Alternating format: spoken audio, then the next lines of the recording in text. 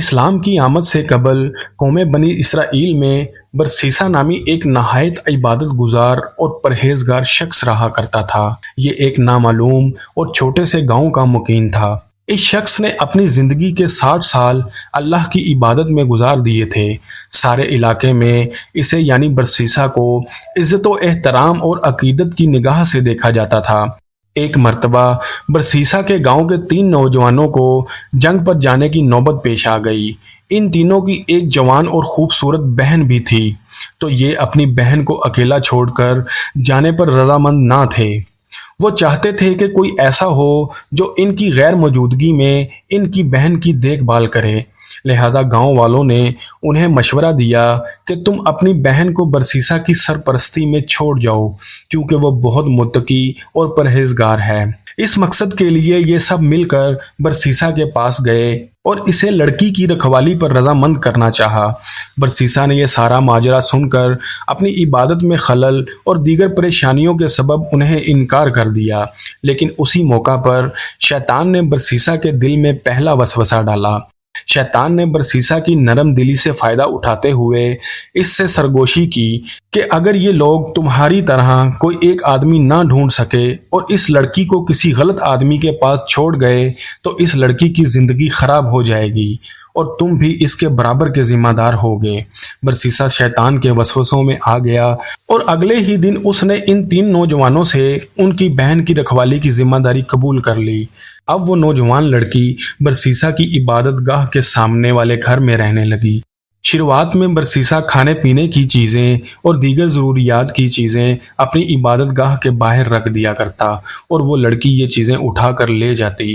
ایک دن شیطان واپس آیا اور اس نے برسیسا کے دل میں یہ خیال ڈالا کہ کیوں نہ کھانے پینے کی چیز لڑکی کے گھر کے دروازے کے باہر رکھ دیا کرو، اس طرح اسے خود چل کر تمہاری عبادت گاہ تک نہیں آنا پڑے گا اور وہ لوگوں کی نگاہ سے بھی محفوظ رہے گی۔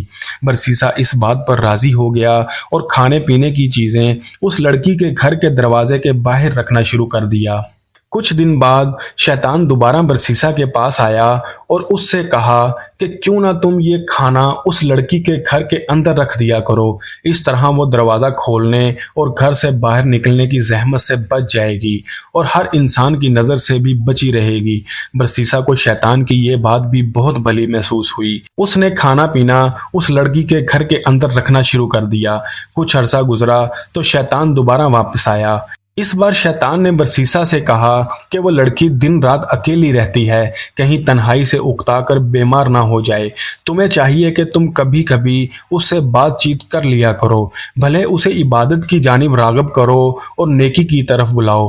برسیسا کو شیطان کی یہ بات بہت پسند آئی اور اس نے ایک دروازے کے پیچھے سے لڑکی سے بات چیت کرنا شروع کر دی، لیکن اس طرح بات کرنے کے لیے ان دونوں کو تقریباً چلانا پڑتا تھا اور دونوں کو اس عمل سے کوفت ہوتی۔ اب شیطان نے برسیسا سے کہا کہ تم لڑکی کو اچھی باتیں سکھا رہے ہو اور وہ خود بھی عبادت کی طرف راغب ہو رہی ہے، تو اس میں حرج ہی کیا ہے کہ تم اس کے کمرے میں جا کر اسے یہ باتیں بتاؤ۔ برسیسا نے شیطان کی یہ بات بھی مان لی اور آخرکار شیطان ان دونوں کو ایک ہی چھت کے نیچے لانے میں کامیاب ہو گیا۔ کچھ دن اسی طرح نیکی کی باتیں کرتے گزرے اور پھر ان دونوں کے درمیان آتش عشق بھڑکنے لگی۔ وہ نوجوان لڑکی برسیسا کو اپنی حسین ادائیں اور جسم دکھانے کا کوئی موقع ضائع نہ کرتی۔ ادھر برسیسا کی نگاہیں لڑکی کے حسن سے نہ ہٹتی۔ وہ چیزیں بگڑتی چلی گئیں اور یہ دونوں زنا کے عمل میں مبتلا ہو گئے۔ کچھ عرصہ اسی طرح گزرا اور وہ لڑکی حاملہ ہو گئی۔ جلد ہی اس نے ایک بچے کو جنم دیا اور شیطان دوبارہ برسیسا کے پاس آیا اور اسے ملامت کرنے لگا کہ یہ تم نے کیا غضب کیا کہ یہ بچہ تمہارے گناہ کا منہ بولتا ثبوت ہے۔ تم اس بچے کو قتل کر دو ورنہ اس لڑکی کے بھائی تم کو قتل کر دیں گے۔ لہٰذا برسیسا نے اس نومولود بچے کو قتل کر دیا اور اس کی لاش کو اسی کمرے میں دفنا دیا جہاں وہ لڑکی رہا کرتی تھی۔ اپنے بچے کی موت کے بعد وہ لڑکی گمسم اور غمگین رہنے لگی تو شیطان دوبارہ برسیسا کے پاس آیا اور اس کے دل میں یہ خیال ڈالا کہ تم کیا سوچتے ہو کہ اپنے بچے کی موت پر یہ لڑکی خاموش رہے گی یا کسی نہ کسی کو اس راز کے بارے میں ضرور آگاہ کرے گی۔ تو برسیسا نے اب اس لڑکی کو بھی قتل کر ڈالا اور اسے اس بچے کے ساتھ دفنا دیا۔ اس کے ساتھ ایک نقلی قبر اس گھر کے صحن میں بھی بنا دی۔ کچھ عرصہ بعد جب اس کے بھائی جنگ سے واپس لوٹے تو برسیسا نے انہیں بتایا کہ ان کی بہن بیماری کے سبب اس دنیا سے جا چکی ہے۔ وہ ناچار روئے دھوئے اور اس کے لیے دعائیں مانگی اور اس کی قبر کی زیارت کے بعد واپس چلے گئے۔ برسیسا کے تقوی اور پرہیزگاری کی شہرت ہی کچھ ایسی تھی کہ کسی نے بھی اس پر شک نہ کیا۔ لیکن ایک رات شیطان ان تینوں بھائیوں کے خواب میں آیا، برسیسا کے کرتوتوں کا پردہ فاش کیا اور ساتھ ساتھ اس جگہ کی نشاندہی بھی کی جہاں ان کی بہن اور اس کی بچی کی قبر موجود تھی۔ صبح اٹھ کر جب تینوں نے ایک دوسرے کو خواب سنایا تو انہیں یقین ہو گیا کہ یہ خواب سچا ہے، اور وہ تینوں برسیسا کے گھر پہنچے اور اصلی اور نقلی دونوں قبریں کھود ڈالی، جہاں سے انہیں لڑکی اور اس کے بچے کی لاش مل گئی۔